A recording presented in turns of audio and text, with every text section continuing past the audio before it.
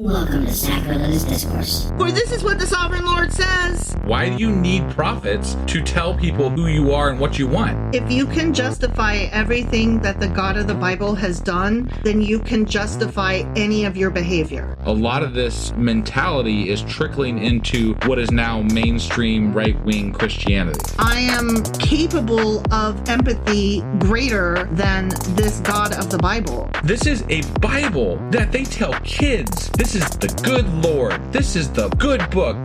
He is fantasizing about murder, mass murder. Head over to sacrilegiousdiscourse.com right now to find out how to leave us a review or support us on Patreon.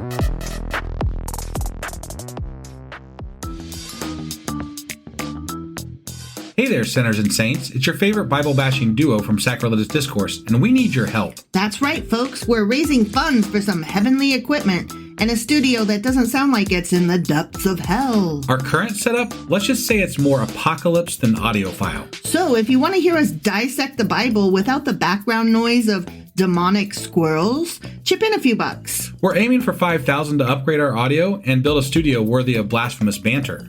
Donate today and help us spread the good word of atheism. You can find a link right on our homepage, sacrilegiousdiscourse.com. Every dollar counts. Even if it's from your collection plate.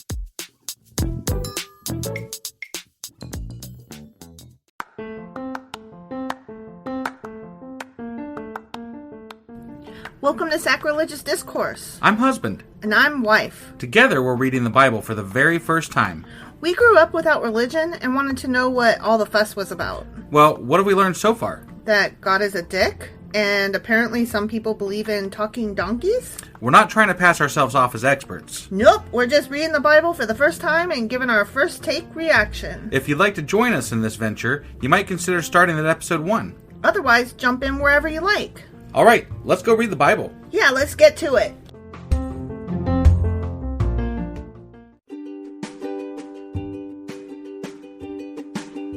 Hey wife, did you know that Anchor is sponsoring our show? Really? Don't we use Anchor to distribute our podcast on Spotify and Apple Podcasts? Yeah, and we are on just about every other platform available as well, thanks to them. Why do we use Anchor as our podcasting service? Well, they make editing and distributing our show a breeze. What if one of our listeners wants to start their own podcast? Then they should head over to anchor.fm or download the app to get started. Awesome! You guys should go do that right now! Husband! Wife! Do you remember what happened yesterday? No. Wow. Sorry. You just came right out with it. I remember it was really fucking short. It was really fucking short. It was, and yeah. David was like, oh, I wonder if any of Saul's people are still alive. Oh, that's right. Besides my wife, Michael, whom right? That's I so don't fucked like. up. I'm like, your wife. Your wife. Your wife. The fuck? But no. Jonathan's son, Mephibosheth. Yeah. Who was dropped when he was a child and became crippled. I feel like that should be like a verb or something. Right? Mephibosheth. He's alive. Duh. Yeah. I totally Mephibosheth that. Yeah. It could be like getting dropped, yeah. you know? Yeah. And you drop your coffee, I'm Mephibosheth it. Damn it. Mephibosheth that again, didn't I? And so now Mephibosheth. He's got a lot of land now and shit, and like people working it for him, and he's eating at the king's table. That's all that happened. Yeah. Yep. Okay, so that was 2 Samuel chapter 9. Correct. And today we are doing what? 2 Samuel chapter 10. Let's go read this shit. Okay.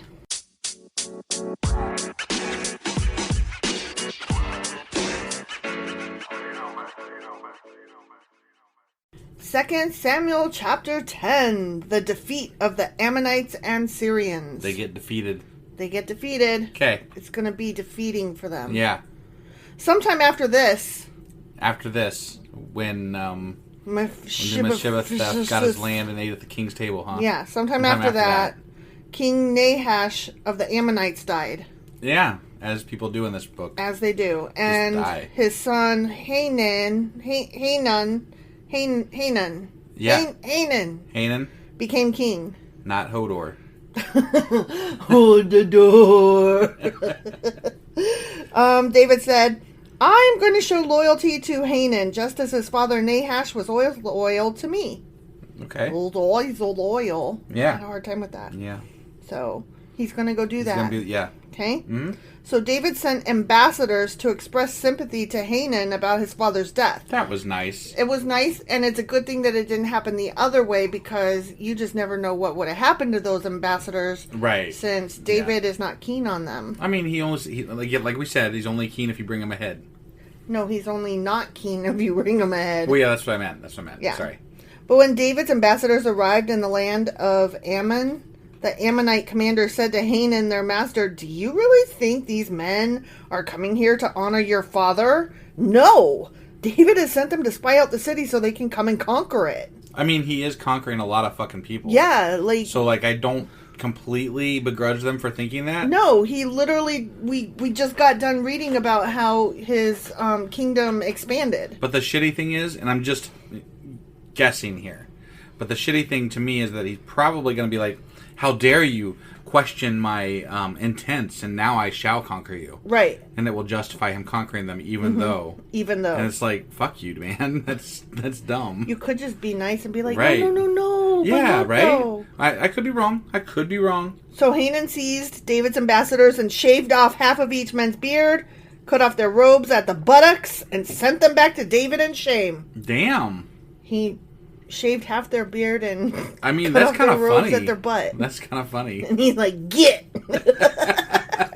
I mean, he didn't kill him. No, I mean, he just made him look silly. But look, now that he did this, made them look silly, David's going to kill them. David is going to kill them. I'm like, I don't know that shaving someone's beard is worth war, man. Right? Like, to me, that's just funny shit. You were just clowning, and now y'all gonna get conquered. Right? When David heard what had happened, he sent messengers to tell the men, "Stay at Jericho until your beards grow out, and then come back." Yeah, don't be coming home looking like a clown. Stay over there. No clowns allowed.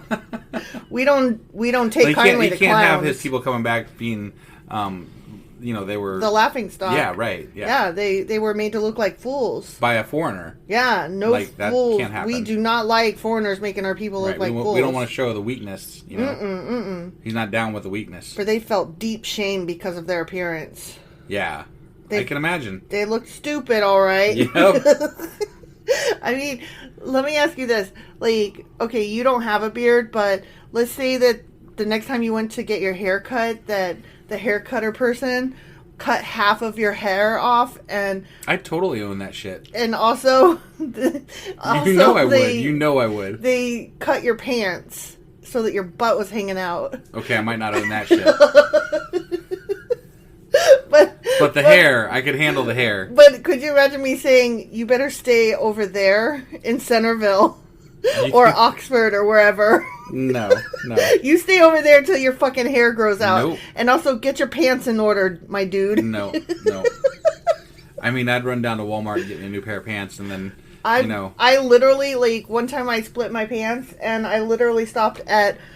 Dollar General to pick up some sweatpants because it was like the only place on the way. It was the only place on the way, and I bought me some sweatpants, and that's what I wore that day. Because what you gonna do, right?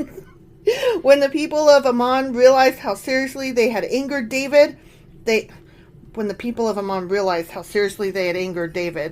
I mean, what did you fucking expect, you guys? Right, he's a lunatic, and you just. Pissed him off. So, yeah, I mean, if you were going for that, that's what you were going for, I'm assuming, because you did it. So when the people realized, ooh, we did the thing that we did it. Oh, no. Right. They sent and hired 20,000 Aramean foot soldiers from the lands of Beth Rehob and Zobah. Because they're like, we going to war. 1,000 from the king of Makkah. And 12,000 from the land of Tob. Okay. That's a lot of dudes That's they a hired. lot, yeah. But you know what? Hired mercenaries don't fight as well as homegrown ones. So. Yeah, it's true. Yeah. When David heard about this, he sent Joab and all his warriors to fight them. Yeah, he did. He's like... Sorry, I was drinking some delicious coffee just then. What kind of coffee are you drinking? Well, so it's not official yet, but we actually have... our own coffee website now. Do we? That I'm going to be setting up like special subscription plans for our listeners. But it's ungodlybrew.com, and every purchase, there's a portion of it that goes to the Freedom from Foundation Freedom from Religion Foundation. So if you want to go check it out, ungodlybrew.com, guys. Okay. Yeah, sorry, shameless plug there, but Yeah, hey, it is delicious though. It is delicious. I This love is our it, first yeah. cup tonight that we're having, Right. and yeah, It's pretty good good. shit. So, anyways, Yeah. back to war. The Ammonite troops came out and drew up their battle lines at the entrance of the city gate. How do you do that? You drop your battle lines. We're standing here, and we are going to war I you. think it's not. You're not drawing them. You're just. The commanders are like, line up here, guys. So they're lining up. Yeah. So they're doing it. They're going Right. to line up. Yeah. While the Arameans from Zobah and Rehob and the men from Tob and Makkah position themselves to fight in the open fields. Okay. Here, it's coming. They're warring. I mean, They're obviously, gonna do the war. yeah, because they shaved some dude's fucking head And cut his and beard. shorts off. and whatever. They, But like, they didn't kill them. I'm just, No, I got to lead with that I because know. like, they didn't kill them, they just merely embarrassed them real bad. right? And I'm sorry, but can you imagine in this day and age starting the war because you're fucking embarrassed? Yes, because men have egos stuck the size of their wieners. Their egos are so Oh, tiny. I was drinking that coffee so fast it went down the wrong tube. Oh my gosh, are you okay? I'm good. I was trying to get it all down before you stopped talking so I could respond. Oh, well, And then it didn't work out so well for me. Don't do that. Yeah, I mean, so anyways, men have little teeny tiny dick egos. yeah. And you make them look stupid, they will kill your ass. I mean, I'm not going to kill your ass for making me look stupid. No, I'm just saying- going to own being stupid and You then do. just go with it. I love it. Like, you fall down, and we laugh at you, and you just hop back up, and you laugh with us. That's the only way to go. I mean... If you don't let somebody make you look stupid, then you win. I think that the best comedians out there are the ones that can laugh at themselves. The self-deprecation is big. So then I must be one of the best fucking comedians out there. I wouldn't go that far. I didn't say you're a comedian. I said that the best comedians are able to do that. Okay. All right. That is a skill you possess. Were you ever to go into stand-up? Right. But that's not I'm to merely say a podcaster, so. you would not make it as a stand-up comedian. No? I do not think you would. What about a sit-down comedian? Perhaps. Okay. Perhaps. All right. I think I'll go on the Lazy Boy tour. the Lazy Boy tour, Yeah, nice. yeah. When Joab saw that he would have to fight on both the front and the rear, he chose some of Israel's elite troops and placed them under his personal command to fart. No, that is incorrect. To fight the Arameans in the field. Yeah. He left the rest of the army under the command of his brother Abishai, who was to attack the Ammonites. Okay. Okay, so they're fighting on both fronts. Yeah. Because With they lots look of people. stupid. Lots of people. Because they look stupid. Because two people look stupid. Because two people look dumb. Yeah. So embarrassing, though.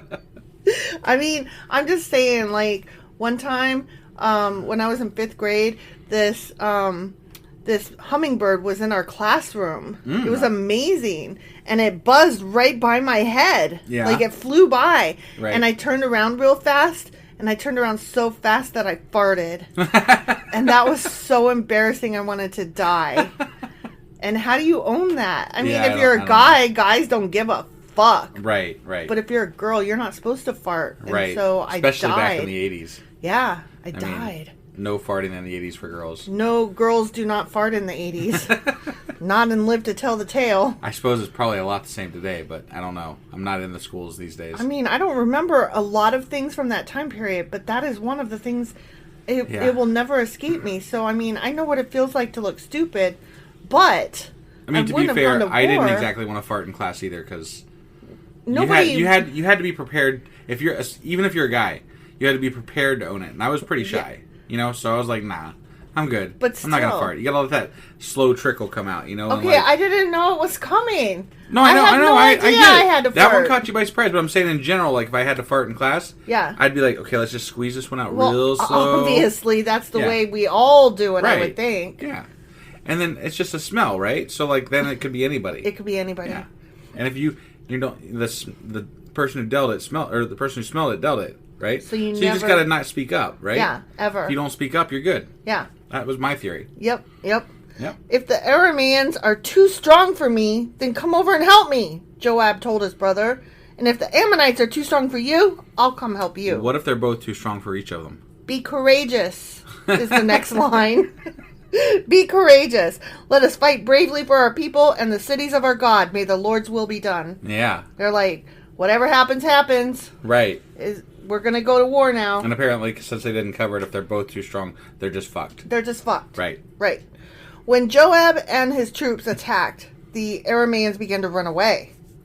And when the Ammonites saw the Arameans running, they ran from Abishai and retreated into the city. After the battle was over, Joab returned to Jerusalem.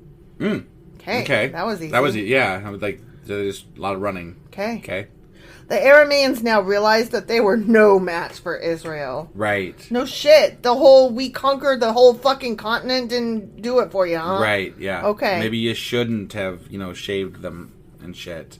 Or at least if you were going to do that, don't come to them with a fight. Right, yeah. Don't go hire an army and, maybe you should send, an immediate apology. Like, hey, we got a little carried away. It was a drunken night of, just brawl. We took it wrong. We took it wrong. Yeah.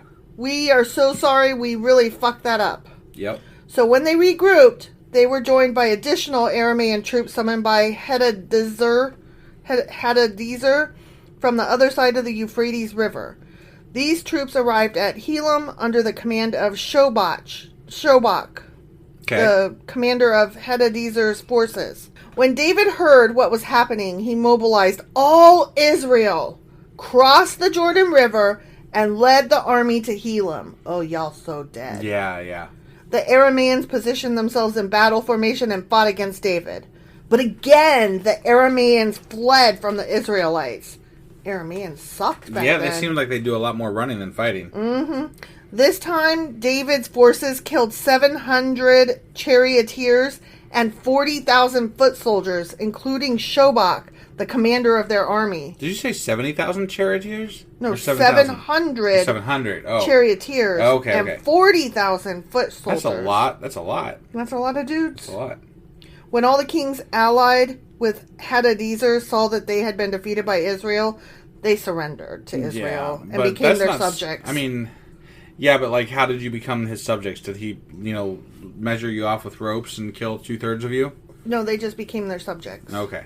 They didn't, so he didn't have to They kill didn't off become portions prisoners. No, they didn't become prisoners. They just became subjects. All right. After that, the Arameans were afraid to help the Ammonites. The end. Yeah, I'd be afraid too. Sure. Fair. But dude, just why would you fuck with David? Why would you fuck with David or the Israelites or anything to do with them? Honestly, I'm sorry, but based on how much fighting he's been doing, you can't be in that general vicinity and not know dude's conquering a lot of fucking people. And he does not like to be messed with. Right, because some dude from your fucking tribe wandered off and was like, whoa, they're fucking killing a lot of people over there. You had to have got the news. Right? It just doesn't make any sense. Somebody ran away from one of those battles and was like, oh my god. They are badass. We need to never fight them out ever. Here? Because they just slaughtered us over there. Yeah. Somebody, so they knew. They fucking knew. They knew and they did it anyway. Right. But you know what? They were probably as sure that God was on their side as the Israelites were sure that God was on their side. Right. Because everybody thinks that God is on their own side. But I just want to point it out because, David is, according to the Bible, on God's side, right? Mm-hmm. David went to go kill people because they embarrassed 2 of his people. Right. 2 people got fucking embarrassed and he goes to war and kills tens of thousands of people. Sure. 2 fucking people with bad haircuts. Meanwhile, we've got Brittany Grimer, a world-class athlete, stuck in Russia, and we can't get her out. Yeah, that's crap. That is crap. I'm just saying, I'm not saying that David is in the right here, but comparatively speaking, it's just interesting to me. Right. That at least he stood up for his guys. Yeah, I guess so. I'm not saying that he was right to go to war and slaughter entire nations. Right. At all. That's the opposite extreme. Yeah. The opposite extreme where we're doing nothing. But look, would you be okay if we killed, 47,000 people to get Brittany Grimer back? I literally just said that's the opposite extreme. Right. I'm just saying. So, but this is God saying it's okay, essentially, because God and David, right? They're tight. Right. So God is like, hey, dudes, it's So- cool. Go kill them because they gave you bad haircuts. It sounds like if you are Christian, you should be following David's example and going to war with Russia to get our Britney back. Or standing out great clips and giving everybody that gets a bad haircut, fucking, go to war with them. Yeah. Or something. Okay. I don't know. No, it'd be the other way around. You want to go to war with Great Clips because they gave you a bad haircut. I don't want to do that. Great Clips has not ever done me bad. I mean, we can't have a siege around Great Clips? No. Damn it. They've never done me wrong. Me either. I don't need to go pay like hundreds and hundreds of dollars because I'm just not that person. Right. So, no, they've done me fine. Whatever. I go in, Sure. I get my hair cut, they're fine. Yeah. Never been embarrassed. Okay. Well, no no sieges at Great Clip then. Don't go to war with Great Clips, y'all. That's not what I'm advocating All over right, here. fine. And also, I'm not saying let's go to war with Russia.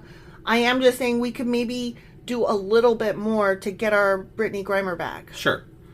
So anyway, that was 2 Samuel chapter 10. That was. Okay, and today is Friday, so that means that tomorrow is our Q&A. That is correct. And Sunday is our weekly replay? As well as our book club. Oh, yeah, that's right. How's that coming? I am about halfway through where I need to be. So you got some cramming to do. So I got some cramming to do, but I will get it done. All right. And it is just as interesting as the first section. And then on Monday, we're going to be back with 2 Samuel chapter 11. All right. We will see you guys tomorrow for the Q&A and the rest of the weekend. So, Yep. Bye. Bye.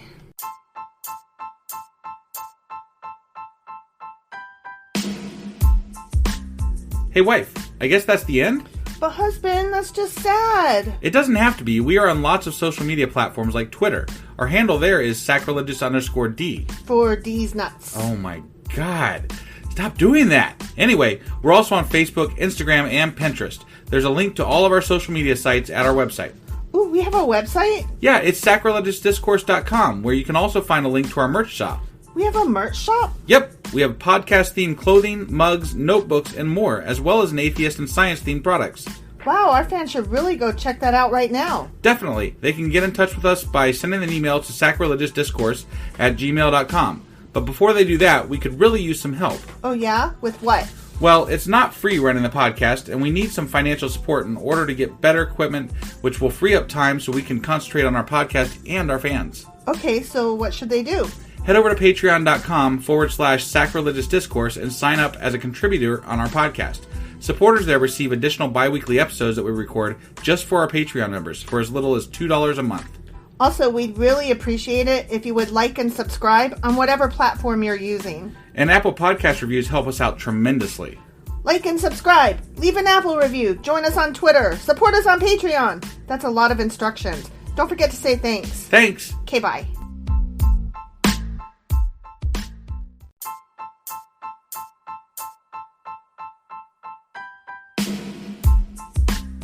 Hey, wife. I guess that's the end? But husband, that's just sad. It doesn't have to be. We are on lots of social media platforms like Twitter. Our handle there is sacrilegious_D. For D's nuts. Oh my God. Stop doing that. Anyway, we're also on Facebook, Instagram, and Pinterest. There's a link to all of our social media sites at our website. Ooh, we have a website? Yeah, it's sacrilegiousdiscourse.com, where you can also find a link to our merch shop. We have a merch shop? Yep, we have podcast-themed clothing, mugs, notebooks, and more, as well as an atheist and science-themed products. Wow, our fans should really go check that out right now. Definitely. They can get in touch with us by sending an email to sacrilegiousdiscourse@gmail.com. But before they do that, we could really use some help. Oh yeah? With what? Well, it's not free running the podcast, and we need some financial support in order to get better equipment, which will free up time so we can concentrate on our podcast and our fans. Okay, so what should they do? Head over to patreon.com/sacrilegiousdiscourse and sign up as a contributor on our podcast. Supporters there receive additional bi-weekly episodes that we record just for our Patreon members for as little as $2 a month. Also, we'd really appreciate it if you would like and subscribe on whatever platform you're using. And Apple Podcast reviews help us out tremendously. Like and subscribe. Leave an Apple review. Join us on Twitter. Support us on Patreon. That's a lot of instructions. Don't forget to say thanks. Thanks. Okay, bye.